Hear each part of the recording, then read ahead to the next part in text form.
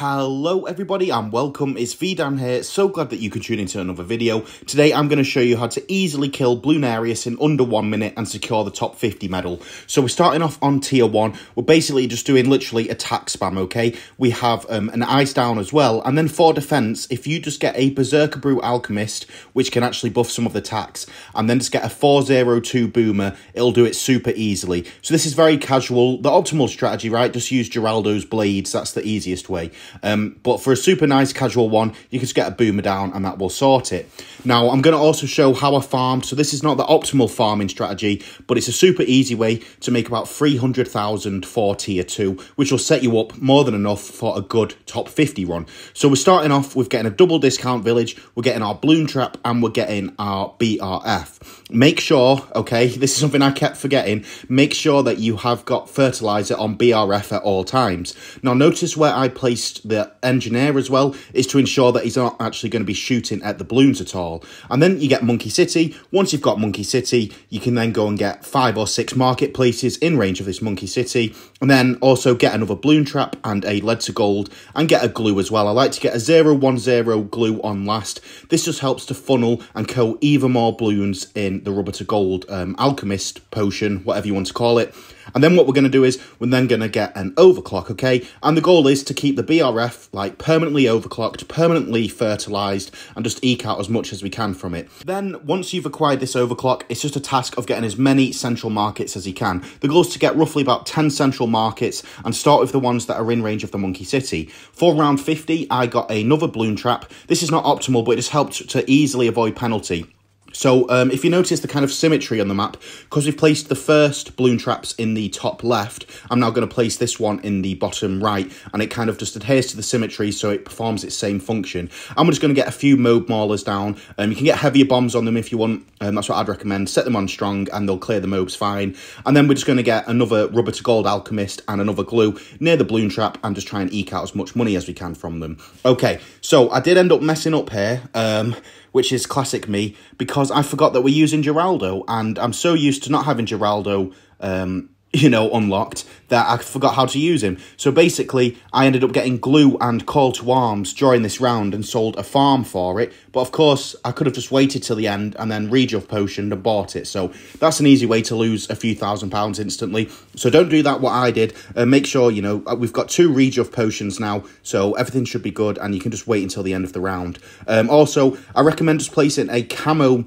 village down so that the rubber to gold alchemists can actually start hitting all the camo leads, make a good amount of money. I messed up a bit there as well, so it is not optimal, but you can kind of learn from this. So for example, for my tier 1, what you should change is you should add a couple more tacks down and it would be quicker.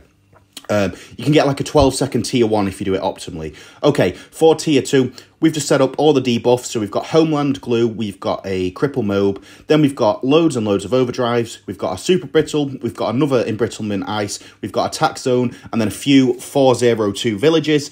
And then it's just going to be a case of just using Homeland instantly, and then you're going to use glue as soon as Bloonarius is on the tracks, okay? Don't use the glue prematurely, because then he won't actually get the effects from it, and it'll just be wasted, and it won't be a quick kill.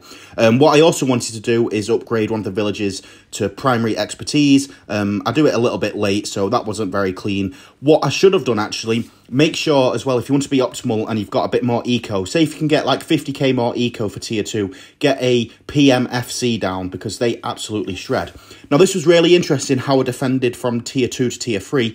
I used a Spirit of the Forest Druid in range of the Monkey City, and it's buffed by an Alchemist, and we have a jar of pickles on it at all time. If you can time the ability right, it does pretty much every single round, no penalty, super easily. Just sometimes what happens is you have some mobs coming in at the very end of the round, use this Thorns ability and it'll shred them. In the meantime, we're working on building as many overclocks and BRFs as we can. Remember, the pattern that we always do is kind of 2 overclocks for the Banana Central, then 1 overclock, 1 BRF, 1 overclock, 1 BRF, etc. Okay? Other than that, it should be nice and straightforward. And then on 72, again, we're just going to keep building up. Don't have any issues here. It can be a bit of a pain to do all this overclocking, but you're going to need it because we're pushing for engigon tier 3. So if you don't do all this overclocking, you won't be able to do it. Remember, when you overclock a BRF, that makes them super, super efficient because it's like having them double valued almost, okay? So please don't miss out on the overclocks, particularly if you're a new player or a bit casual. It's something that you have to do, even though it's really tedious and annoying. Try and keep track of them. Okay, on 75, this is the only one where I got a little bit of difficulty.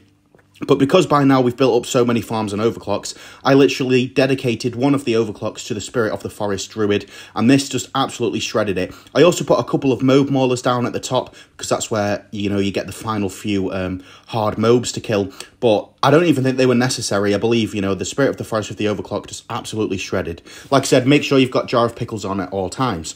Okay, here we go for tier 3, where I messed up, so don't do what I did here, because I got my engigon degree too low. I got degree 20.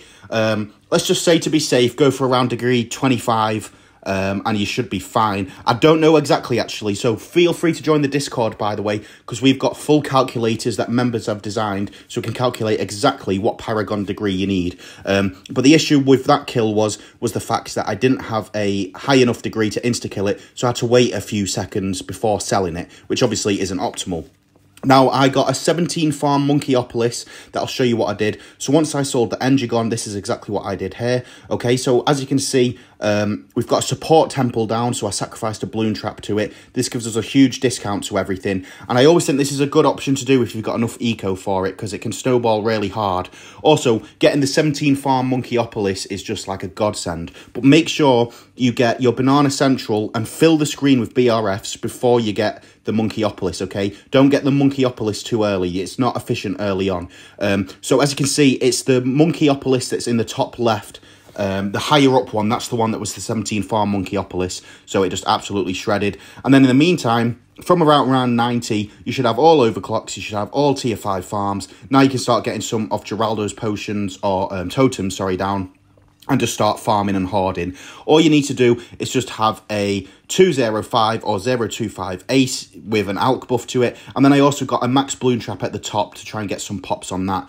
Our aim is to get an engigon degree 38 or above and a acegon degree 20 or above. I had this horrible bug. I built the engigon on round 95. Remember to build them a bit earlier because the track is so short. And then when I exited and reloaded, it kind of messed up the order of my turrets. So I couldn't get a perfectly timed insta-kill here, which is really annoying because I had to wait for the cooldown of the sentry. So be careful of that. There's some weird bug with engigon, which is why I forever hate him. But yeah, so just aim roughly, let's just say go for degree 40 engigon, degree 20 acegon. You've got the insta-kill in the bag there. Use the acegon ability immediately, put down a sentry, and then sell the engigon, and you've done it. Okay, from here, literally just build up the exact same setup that you had. So we've got our 17 farm Monkeyopolis back, we've got all our overclocks, and now we're just going to survive until round 115 with a plane and a max bloon trap. Make sure you've got homeland, you can add permabrew, you can do some ultra boosting, and everything should be good.